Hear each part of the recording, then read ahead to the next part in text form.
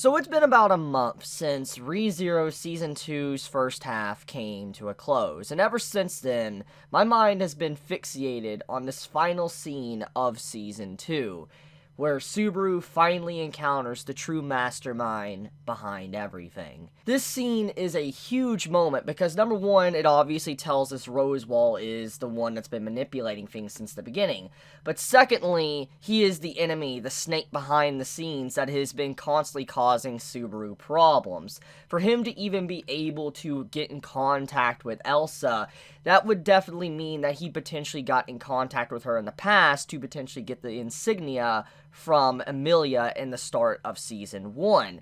The conspiracy obviously goes much deeper than that. If we go on to Arc 2 after the insignia incident with Elsa, we have the dog that bites Subaru, this so-called mob beast that came out of nowhere that shouldn't be there thanks to the barrier around the village. But somehow, miraculously, the barrier was down and it was able to get in. And now that we know from the recent events of the latest episodes that Meili, the little girl, is a mob beast controller, it lets us know that most likely she was let in thanks to Roswaal, since she is technically directly connected with Elsa as well. So this basically means that everything that happened in the first and second arc is directly tied to Roswaal. He caused all this conflict. We shift over to Arc 3, the arc where, the well-known Sloth, the, Archbishop of Sloth pops up, and everybody considered one of the best villains of the entirety of ReZero up to that very point, which makes a lot of sense.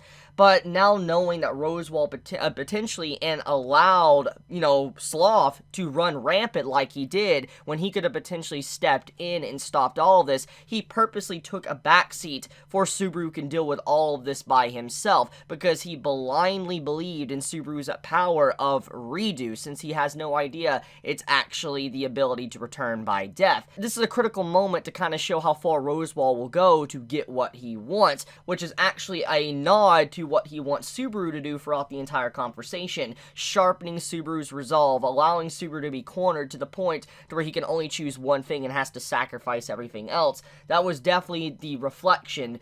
You have it to where Roswaal wants Subaru to become him. So when you see Roswaal actually reveal that he is the one that sent the assassins, we gotta take a moment to actually look at Subaru's expression, the eye twitch, the way the screen zooms in, the sudden realization that he knows that an enemy's been behind him all along, and he's caused everything. You can see the absolute terror, the stress, and how he actually buckles down to hold his knees because he realizes now what he's been dealing with. He thought he's been dealing with a threat he could potentially deal with, but ever since the very beginning, an enemy's been right in front of him just playing house with all of them, and he hasn't even known it. Roswaal's always been shifty, but to know now that Roswaal is the reason why Subaru had so many obstacles to overcome and he barely overcame them, but it was thanks to Roswaal's design that allowed Subaru to overcome these in the first place, to pressure Subaru in a corner to eventually become like him. But let's go a little bit further than this. We also got to look at what Roswaal said. He says, "With your authority, I know for a fact you can't save everyone." And the reason why Roswaal knows this but doesn't know that Subaru has returned by death is because he knows from actual evidence that, thanks to what happened with the White Well at the end of Season 1, people did in fact die thanks to that outcome, and Roswaal himself knows thanks to the book, but also what Subaru has definitely informed him of, which lets him know is that Subaru's power isn't omnipotent. It isn't able to actually overcome every single obstacle. He does have to make a decision for what he wants. So Roswaal has gathered this information thanks to the things that he's forced Subaru to kind of overcome. So he now knows the limitations to shove Subaru down into a deeper pit to make him actually make a decision on who he wants to save and who he actually wants to let die. And then he starts asking Subaru, "Why aren't you insane yet? Why aren't you insane after overcoming so many things, overcoming so many obstacles, so many things I've laid before you? Why are you still holding on to your human heart? Let it go. Let it go." And Subaru, hearing these words, he's starting to cripple with anxiety, not knowing what to do, and the only thing he can actually do at this point is to beg. And even Roswaal himself is confused, because normally Subaru would act out in rage, especially after this knowledge. But Subaru can't, because he knows there's nothing. He has been manipulated since the very beginning. Every enemy he's encountered is thanks to Roswaal. Everything he's managed to accomplish is thanks to Roswaal. everything is from his design. And so all he can do is really beg, because what can he do? This man has legitimately ordered assassins to the mansion, and Subaru's so cornered he can't handle both. So he's like, please don't make me make the decision of sacrificing anyone, please, call it off. But on top of that, he reveals information to Roswaal saying that I can't take the trial no more. Ekidana took my rights away. And he's like, I can't. No matter what you do, no matter what you want me to do, it will not be done. And you see Roswaal in absolute shock. Obviously, this is news to him. Probably the book didn't tell him. And he was like, wait, you lost a qualification. But because of this, knowing now what Subaru is going through, he realized now that he's in the best possible chance of potentially getting what he wants. Subaru is even more cornered than he has ever been. Because now there is no turning back. He has lost the trial. He can't rely on certain individuals like Ekidana to help him out, and Roswaal won't help him out because he is also someone that is trying to corner Subaru. So seeing how Subaru is just laying there begging, he doesn't know what can he do. But now hearing the declaration from Roswaal himself saying, now that he knows this, he even now wants to push Subaru even harder, is an indication that he now is about to get what he wants. His eyes shine with happiness and glee because his goal is so near. And that is why he gets up and you see life enter Roswaal's eyes. And Subaru, obviously scared, shocked, shaking, doesn't even know how to react to this news. This person that is just taking control of everything.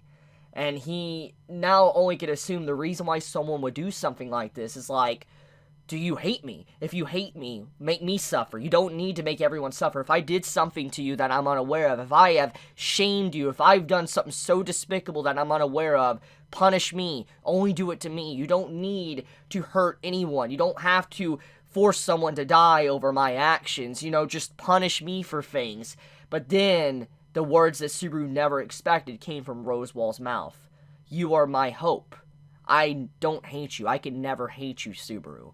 You and Ram are the only person that gives me hope.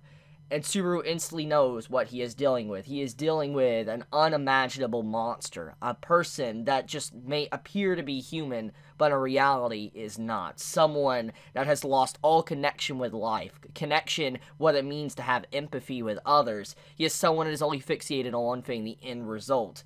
And Subaru now knows if this man can do something so despicable, so disgusting to those that he actually has hope and loves, then what does he do to his enemies?